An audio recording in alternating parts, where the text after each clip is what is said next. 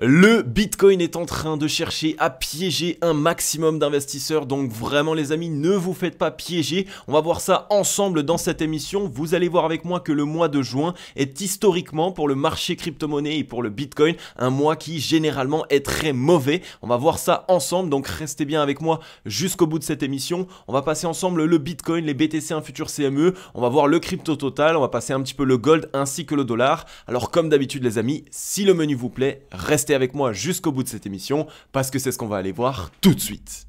Even when you feel low, you can still go. Even when you feel slow, you can still go. Even when there's no hope, you can still go. I never answer to no, man, I still go.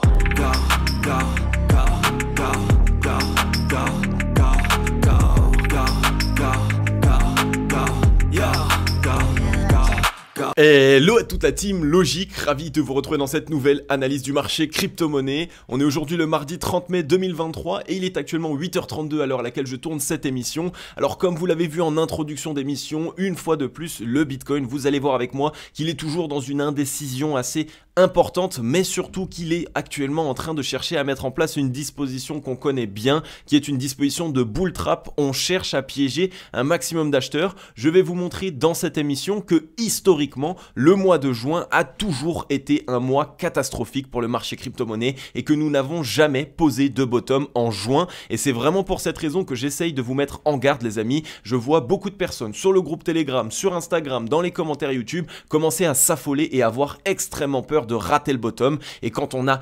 extrêmement peur de rater le bottom, c'est souvent un signal qu'on est toujours trop euphorique. Et donc quand on est trop euphorique sur le marché crypto-monnaie, vous savez ce qu'il se passe. Les whales ainsi que la smart money cherchent évidemment à venir calmer tout ça et à revenir chercher un équilibre soit dans la neutralité, soit aller faire de nouveau un petit tour dans la peur. Donc au niveau du Scalpex Index 1, Crypto Fear and Greed dans la neutralité 51, on n'a toujours pas grandement évolué par rapport à hier. La psychologie est toujours la même, on est quasiment sur 50-50. Donc les whales sont bien actuellement en train de jouer leur rôle puisqu'elles créent un sentiment de flou et d'indécision. Les investisseurs ne savent concrètement pas ce qu'il va se passer sur le marché crypto-monnaie et donc c'est dans ces moments-là qu'on sait qu'il risque d'y avoir d'ici peu, peut-être aujourd'hui, peut-être demain, une très forte décision, un vrai mouvement qui va enfin nous donner la décision, qui va nous donner le là sur ce qu'il pourrait se passer sur le Bitcoin. Mais vous allez voir avec moi que l'analyse technique nous partage peut-être à l'avance certaines indications et vous allez voir surtout qu'elles ne sont pas très bullish. Un social index sur up, un market order flow en recherche d'achat. Alors comme vous le voyez ici, on est toujours dans notre petite box orange que je vous ai matérialisée hier. C'est tout simplement la box qu'il ne faut pas quitter. Si ici on vient repasser au-dessus tout simplement du top précédent, donc des 28 000 $ et qu'on trouve clôture 4 heures au-dessus, à ce moment-là ce sera plutôt une invalidation. On risque d'aller chercher une fois de plus un petit peu de liquidité short. Maintenant évidemment la zone qu'il ne faut surtout pas revenir chercher, sinon le Bitcoin serait bullish, ce serait la zone des 29 500 $, puisque comme je vous l'ai déjà dit, on a piégé ici un maximum de longues. Donc si on voit le cours revenir à l'intérieur, c'est qu'on vient libérer des longues. Et donc ça, eh bien généralement, c'est plutôt un signe qui est bullish. Par contre, à l'inverse, tant que ici on ne quitte pas cette box et que potentiellement on vient la réintégrer, à ce moment-là, ce sera quelque chose de plutôt bearish. Donc on aura toujours notre scénario bearish qui continue à garder ici tout simplement ses vertus, puisqu'on aurait encore une fois une nouvelle zone de longue coincée entre les 27 833 et les 27 393 $. Donc vraiment prudence par rapport à ça. Et pour l'instant, hein, comme je vous l'avais déjà montré, on reste dans une disposition qui est bearish. On fait des tops ici toujours de plus en plus bas. On fait des bottoms aussi de plus en plus bas. Donc on est toujours actuellement dans une disposition qui est bearish. Et en plus de ça, on voit que évidemment pour l'instant, on est en train de coincer les acheteurs. Les acheteurs sont coincés et qu'est-ce qu'on fait? Eh bien on fait simplement des gros short squeeze pour revenir chercher tout simplement les liquidités généralement d'une consolidation précédente et ensuite on repart plus bas. Donc ça, c'est un signal qui est bearish et généralement ici, c'est tout simplement pour sortir les shorts du train pour éviter qu'il y ait trop de pression vendeuse, mais c'est pour continuer le mouvement et donc de cette manière faire en sorte de pouvoir continuer la correction. On va aller voir maintenant ensemble en daily sur le Bitcoin concrètement qu'est-ce qu'il se passe, mais aussi et surtout historiquement, vous allez voir avec moi que le mois de juin n'a jamais été un très bon mois et qu'on n'a jamais trouvé de bottom au mois de juin. Donc on va aller voir ça tout de suite. Juste avant les amis, comme vous le savez, j'ai mis en place un groupe Telegram totalement gratuit. C'est un groupe dans lequel nous sommes actuellement 1076 membres, 1076 membres de la team Logic qui êtes passionnés du marché crypto-monnaie, mais surtout qui veulent en savoir plus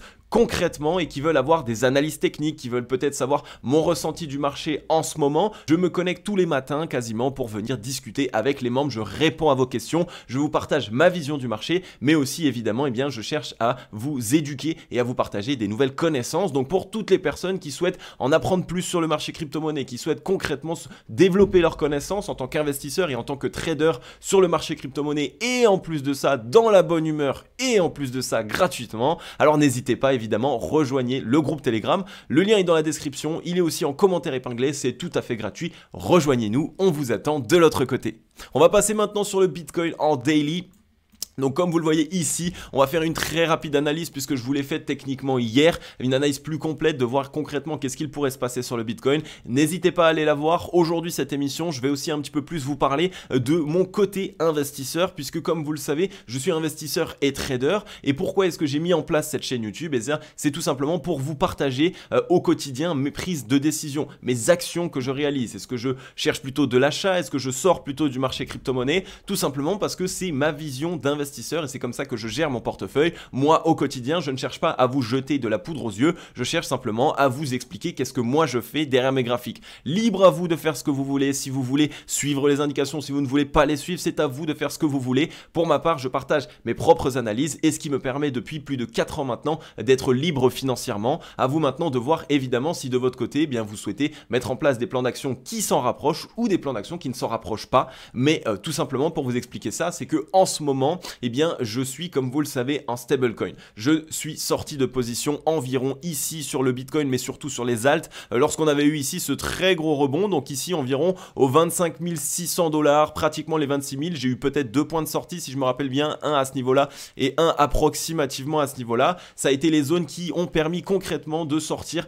quasiment au meilleur moment sur les altcoins, puisque si on va prendre un altcoin au hasard, imaginons maintenant le Algorand, on voit que le Algorand est bien plus bas ici que le moment où je suis sorti. Donc là on est un Algorand aux 15 centimes et là où moi je suis sorti, imaginons ce soit aux 23 centimes et même légèrement un petit peu avant. Donc c'est bien, on peut voir maintenant même sur d'autres actifs. Là pareil, je suis sorti ici environ en mars, donc aux 63 $, et donc je me suis prémuni, imaginons ici tout simplement d'une correction de 32%. Donc pour tous les membres de la Team Logic qui êtes tout simplement en train de suivre un petit peu ce que je réalise en ce moment par rapport à mon scénario qui est plutôt bearish, on s'est déjà prémuni sur les altcoins d'une correction de 30 à 35%. Donc je vois des personnes venir dans les commentaires, tu disais que le Bitcoin va corriger, mais regarde, on a déjà un rebond, on est aux 27 000. Les amis, arrêtez un petit peu, il faut quand même vous ouvriez les yeux concrètement sur ce qu'on a fait. Quand on a annoncé potentiellement une correction du marché, on a concrètement réussi à se mettre en sécurité sur les alts. 30% de correction en moins sur un portefeuille, c'est vraiment du pain béni, j'ai envie de dire, puisque comme vous le savez, là actuellement on est en 2023, donc on est seulement un an quasiment avant le futur halving du Bitcoin, donc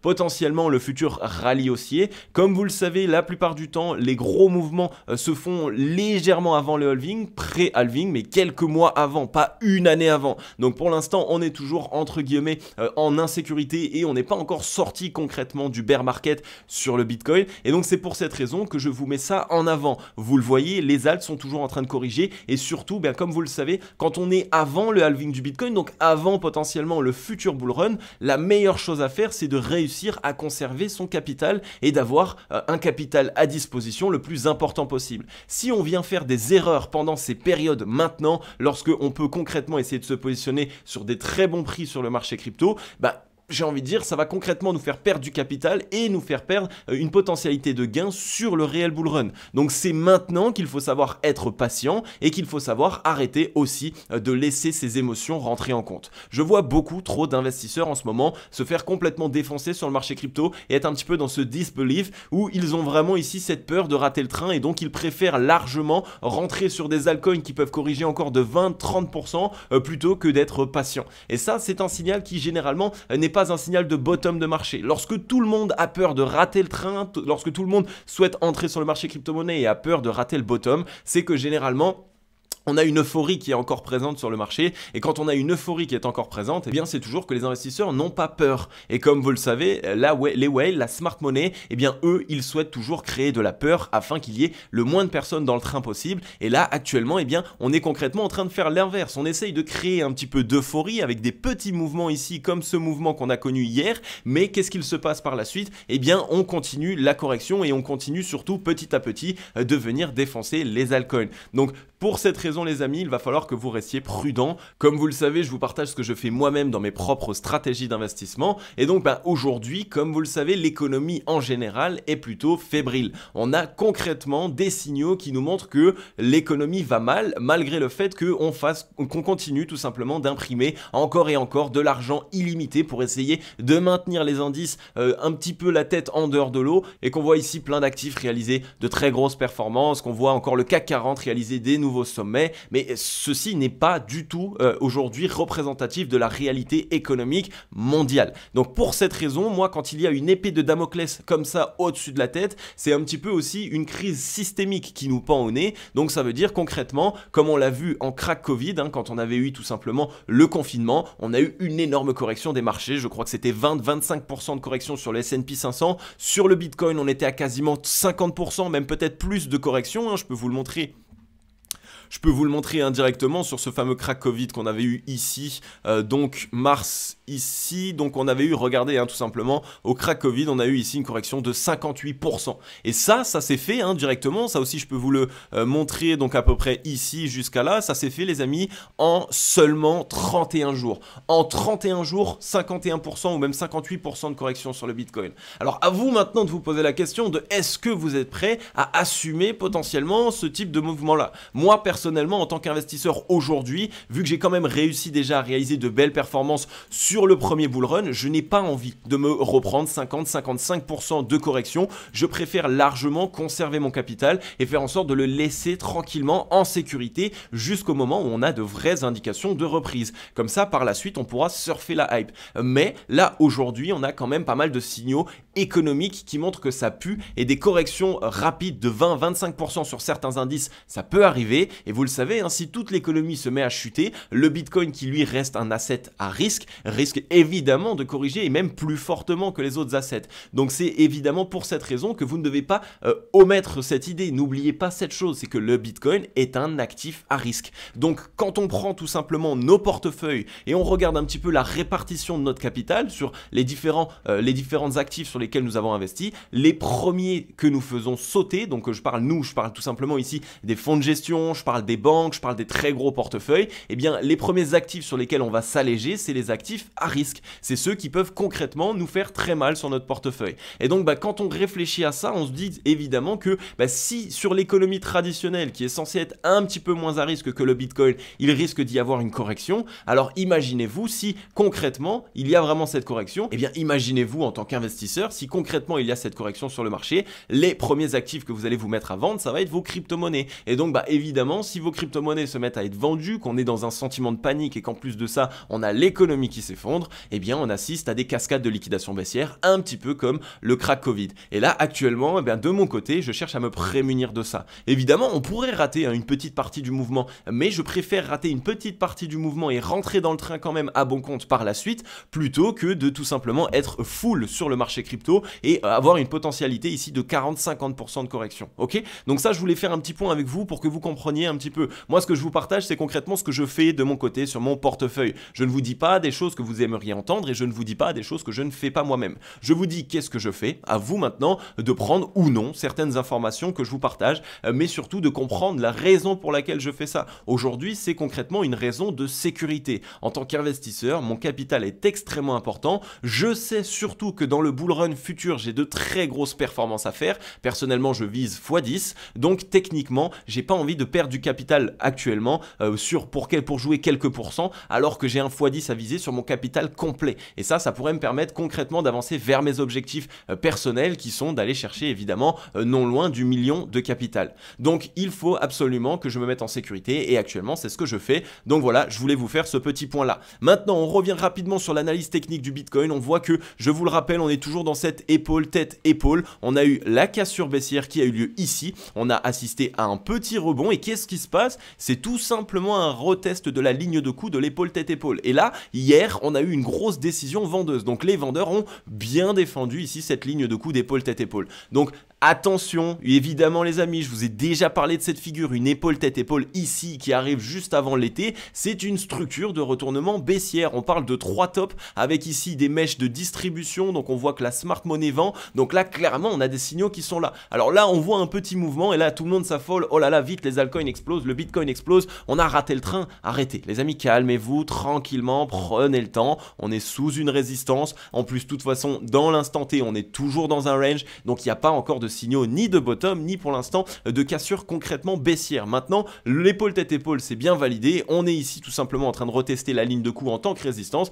Et pour l'instant, elle joue son rôle de résistance. On est repassé au-dessus de la zone de neutralité sur le MACD. C'est quand même un signal à prendre en compte. On va surveiller maintenant ce qu'il se passe. Il va falloir qu'on regarde la clôture évidemment d'aujourd'hui et de demain. Si on repasse sous la zone de neutralité, le signal bear est toujours bon. Maintenant, à l'inverse, si on arrive à garder la zone de neutralité, alors on peut soit conserver évidemment une consolidation, soit il serait possible évidemment qu'on revienne chercher les 30 000 $ et aller chercher un petit peu des liquidités au-dessus. C'est pas ce que je vois actuellement, mais le MACD, vu qu'il est quand même passé au-dessus de la zone de neutralité, eh bien il faut quand même qu'on garde ça au-dessus de notre tête, tout simplement en tant qu'information. Maintenant, on est sur le ratio long short, on est en train de retester la zone de neutralité. On voit qu'on a assisté à un petit rebond technique ici, puisqu'on a quitté la zone de neutralité et on est en train de la backtester. Si on la tient évidemment en tant que résistance, alors ce sera une poursuite du mouvement baissier, un M dans le momentum, et donc à ce moment-là, on continuera le mouvement de cette manière et on ira même potentiellement évidemment chasser les bottoms précédents. L'épaule tête-épaule là, comme je vous l'ai dit, je vous rappelle qu'elle a un objectif ici au 23 457 $. On a les 0,382 au 25 611 pareil qu'on n'a jamais retesté,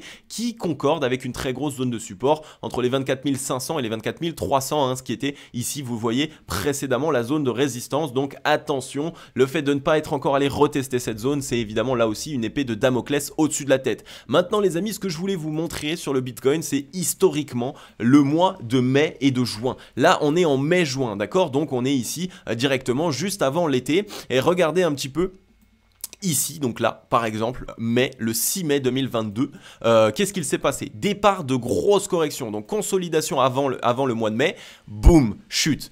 Consolidation, chute, consolidation, rebond. Et qu'est-ce qui nous a amené le rebond? Ça a été tout simplement ici le début juillet, on va dire mi-juillet, vers le 15 juillet, il y a eu un retour ici des institutionnels et on est revenu ici un petit peu trouver un rebond, même si évidemment on est repassé légèrement plus bas comme on le voit ici dans le passé. Maintenant, si on regarde encore une fois, on va remonter un petit peu tranquillement, hop, ici, donc là pareil, on est directement ici sur le mois de mai, pareil, le 9 mai environ, qu'est-ce qu'on a assisté? Très grosse correction. Le mois de mai est un mois exit, c'est un mois dans lequel la smart money prend ses profits. Et n'oubliez pas une chose, c'est que la smart money, on parle de très très gros millionnaires, de centaines de millions de dollars, même des fois plusieurs milliards de dollars. Et donc qu'est-ce que ça dit? Eh bien c'est tout simplement des personnes, l'été, elles partent en vacances. Et on parle pas de petites vacances tout éclatées, on parle de grosses vacances où elles vont concrètement aller s'amuser. Et donc de cette manière, elles prennent des profits. Alors ça, vous allez me dire, ah ouais, c'est un peu hypothétique ce que tu nous dis là, oh là là, elles vont prendre leurs profits parce qu'elles partent en vacances. Non, c'est concret. Dans le business, en tant qu'entrepreneur, je peux vous le dire,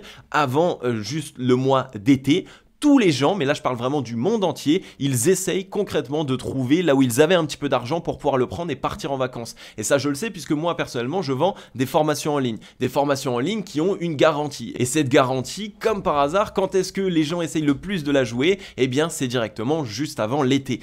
Historiquement, les gens cherchent de l'argent là où ils en ont pour pouvoir le prendre et partir directement en vacances ou alors pour faire en sorte d'avoir un été un petit peu plus clément. Et ça se regarde, ça se voit là directement. Mois de mai, très grosse correction. Et quand est-ce qu'on commence à trouver un rebond? Au mois de juillet, fin juillet, 20 juillet tranquillement, boum, ici on commence à voir un rebond. Et c'est pas ici évidemment les seuls moments. On avait ici par la même occasion la même chose. On a eu, bon là ici c'est encore un tout petit peu différent parce qu'on avait eu la très grosse correction de crack Covid avant. Donc ici, le mois de mai, eh bien qu'est-ce qui se passe? On corrige tranquillement. Bon ici c'est pas une grosse correction puisque comme je vous l'ai dit, on avait déjà eu ici le crack Covid, mais ça reste une correction. On n'assiste pas à un bottom et à une grosse reprise en été. L'été, les gens ne sont pas là. Le marché crypto, il ne fait rien. Il est très plat. Et attendez-vous à même peut-être voir, une fois la correction potentiellement passée, à voir ici quelque chose de très flat. Hein. Regardez-moi ça. Si vous voulez vraiment rester derrière les graphiques tout l'été et que vous voulez voir ça, Alors amusez-vous bien les amis, moi personnellement je préfère aller passer un été un petit peu plus intéressant.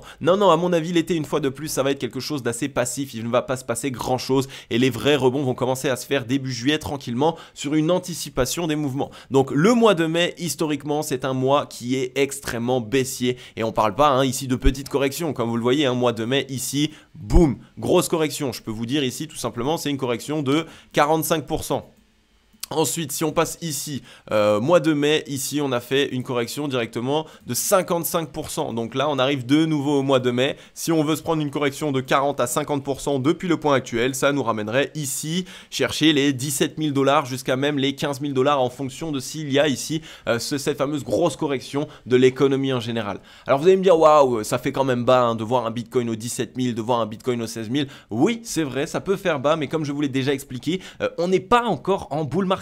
On n'a pas encore eu le halving du Bitcoin et on est bien avant le halving du Bitcoin. Donc on n'est pas à l'abri de ce type de correction là. C'est vraiment pour cette raison les amis que je vous explique que évidemment avant le halving c'est le moment où il faut être patient et le moment où il faut être en sécurité. Mettez votre capital en sécurité. Ce capital va vous être extrêmement important lors du bull run et lors de la réelle reprise haussière du marché crypto-monnaie. Donc voilà pour le Bitcoin, on est vraiment ici malheureusement dans une disposition qui reste baissière. Je vous ai montré que historiquement le mois de mai est toujours un mois qui est plutôt mauvais et en plus de ça on assiste toujours à un rebond de cette manière pendant le mois de mai et fin mai, boum, correction. On arrive, on est le 30 mai les amis, donc à quoi est-ce qu'on peut s'attendre d'ici peu?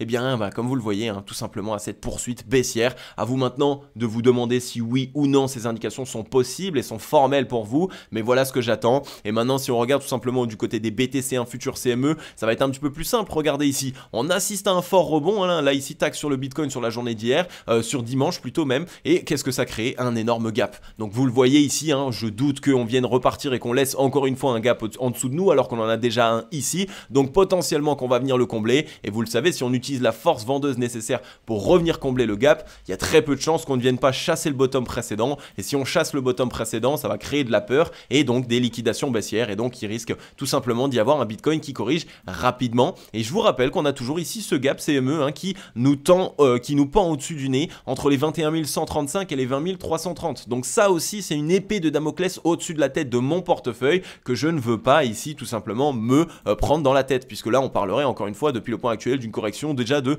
28% juste pour combler ce gap. Et vu que je pense qu'on va combler ce gap, eh bien je me dis que voilà, ici moi 28% de correction sur mon portefeuille, je ne l'accepte pas, je n'ai pas envie de le connaître. Sur le crypto total, bien regardez, c'est la même chose, épaule tête épaule, retest de la ligne de coup, donc là vraiment vous voyez que le marché crypto-monnaie est entièrement corrélé au Bitcoin, donc c'est vraiment le Bitcoin qui donne le là. On fait exactement la même chose et ici voilà, épaule tête épaule, retest de la zone de résistance ici déjà évidemment, et en plus de ça de la ligne de coup de l'épaule tête épaule, donc voilà, j'ai envie de dire ici c'est assez clair et net. La figure ici d'épaule tête épaule, c'est une structure de retournement baissière, on voit ici énormément de mèches sur les alts, donc il y a eu vraiment une grosse prise de profit qui a été faite, donc pour l'instant pour moi ça reste plutôt baissier. Sur la Bitcoin dominance, pour l'instant toujours pas grande décision, on est toujours dans ce triangle de compression en dessous de la zone de résistance, donc du range, puisqu'on est dans cet énorme range, ici c'est tout simplement la borne haute du range, donc pas encore de grande décision, mais on voit que sur le ratio long short tranquillement on est en train de récupérer de la force en termes d'acheteurs. On voit qu'on a bien soufflé aussi ici, puisque sur le RSI on est quasiment de retour sur les 50, donc ici en daily la Bitcoin dominance est vraiment en train de récupérer de la force acheteuse, donc attention ici à avoir un mouvement ici d'une potentielle reprise tout simplement de la Bitcoin dominance. Je verrai ça tranquillement en juin, juillet, ce serait à peu près ici potentiellement d'essayer de trouver une cassure sur la Bitcoin dominance, donc on aurait encore tac la possibilité de comprimer dans le triangle de compression et là boum, la vraie reprise pré-bull run, tranquille, on repartirait fin juillet. Maintenant on est sur Ether, Ether est revenu chercher ses liquidités précédentes, on va se tracer ici Fibonacci pour voir à où est-ce qu'on en est. On est revenu chercher environ les 0,5 de Fibonacci de tout le mouvement précédent, mais si on regarde celui qui était un petit peu plus court terme, on est de retour dans la zone de rechargement vendeuse du mouvement précédent. Donc ça je peux vous le montrer en 4 heures, comme ça vous pouvez le voir un petit peu plus de manière un petit peu plus simple, j'ai envie de dire. Ici, tac, on est retour zone de rechargement vendeuse, rien n'empêche à la limite d'essayer de repasser au-dessus du top précédent des 1938 $, mais d'aller plus haut, il n'y aurait pas forcément de grande utilité, puisqu'avec la mèche, on a déjà cherché les liquidités du top précédent. Donc attention là aussi sur Ethereum, on reste pour l'instant dans quelque chose qui est plutôt baissier. On voit que là, pareil, on est un petit peu en train de jouer avec la zone de résistance à ce niveau-là. On avait trouvé le petit rebond sur les 50, mais on voit qu'on est surtout potentiellement en train de dessiner un M au-dessus des 50, ce qui pourrait permettre aux vendeurs de récupérer du coup le momentum en cassant les 50 de RSI. Donc là pareil, prudence sur Ethereum, tout n'est pas joué, bien au contraire, on est même toujours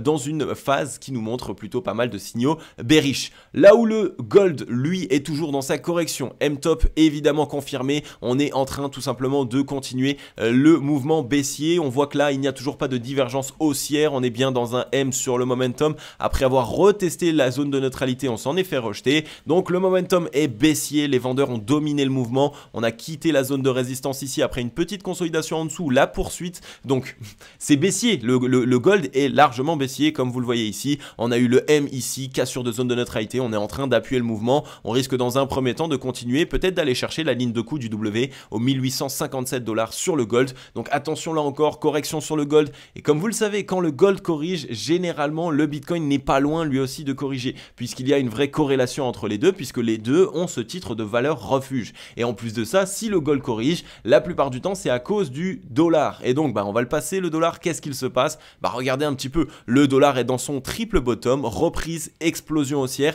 On est de retour dans la zone de rechargement vendeuse, donc c'est un petit peu ici qu'on risque d'avoir du mal ici sur le dollar à concrètement continuer de pousser. Si on voit tout de suite le dollar franchir la zone des 104,84 points, alors là c'est extrêmement bullish et vraiment vous allez voir le dollar revenir chercher le top précédent aux 105,96 points. On a les 106 points ici qui constituent les 0,382 de Fibonacci et on a tout simplement ici même ce W qui pourrait être une confirmation de reprise pour revenir chercher les 110 points sur le dollar. Donc pour l'instant sur le dollar c'est toujours extrêmement bull. Si on regarde sur le ratio long short, on est non loin de la zone de surachat quand même, donc attention ici.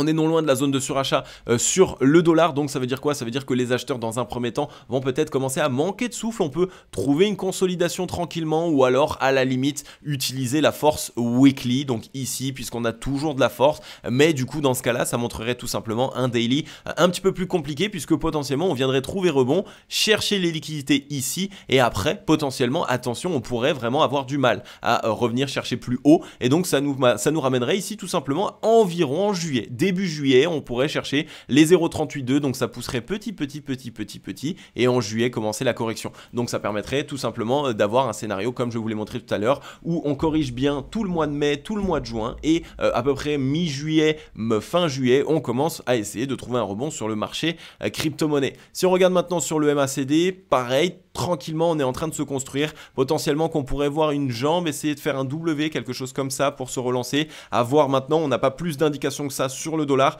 il va falloir qu'on surveille bien tout ça, mais en tout cas pour l'instant on est toujours dans quelque chose de bull, on a toujours évidemment la dynamique qui est haussière puisqu'on a fait un triple bottom reprise et que pour l'instant on ne voit pas de M se dessiner, donc là actuellement le dollar est toujours bullish et le momentum se déverse toujours pour les acheteurs. Ok la team, j'en ai terminé avec cette émission, j'espère concrètement qu'elle aura pu vous aider à comprendre ce qu'il se passe sur le marché crypto. Alors comme vous l'avez vu, j'ai fait un petit point, un petit check-up sur pourquoi est-ce que je fais ces vidéos. Parce que j'ai l'impression qu'il y a beaucoup d'abonnés qui n'ont pas encore compris pourquoi est-ce que je fais ces vidéos. Je suis pas conseiller financier, je suis pas là pour vous dire d'acheter, de vendre, quelles actions vous devez faire. Je suis pas là pour jouer à vous faire des analyses techniques que je ne suis pas moi-même. Comme je vous l'ai dit, ces analyses techniques, je vous les fais à vous parce qu'elles me servent à moi par la même occasion. Ça me prend beaucoup de temps de vous faire ces analyses techniques, ça me fait plaisir de le faire, mais je vous le fais de manière concrète parce que c'est ce que je fais moi-même sur mon propre portefeuille. Pour l'instant, ça porte ses fruits, on a déjà évité 30-35% de correction, donc ça c'est vraiment déjà génial, ça nous permet concrètement d'avoir un capital plus important pour le bull run à venir. Donc je vous l'ai dit, historiquement le mois de mai et le mois de juin est un mois extrêmement mauvais dans le business en général, hein, c'est même pas que uniquement ici sur l'investissement ou sur le marché crypto, c'est dans le business en général. Au mois d'été, pendant l'été, c'est tout simplement là où les personnes ont des vacances, puisque la plupart des salariés ont des vacances quasiment que en été, ou alors ils prennent leurs vacances en été, ils ont envie de partir, on avait eu le Covid, on avait été confinés, donc là les gens ont vraiment envie de liberté, donc c'est maintenant que les gens vont prendre leur cash et qu'ils vont un petit peu s'amuser avec, et ça a toujours été comme ça historiquement, ça fait des centaines d'années que ça se passe comme ça, que la saison de l'été est une saison mauvaise dans le business, dans l'investissement, donc c'est pour cette raison vraiment les amis que on doit rester prudent. De mon côté, je me mets en sécurité, à vous de faire ce que vous voulez, j'espère concrètement évidemment que toutes ces informations vont vous aider un maximum, et on se dit comme d'habitude à jeudi les amis, je vais vous souhaiter à tous et à toutes une agréable journée ou une agréable soirée, c'était Cryptologique. Ciao, bye bye.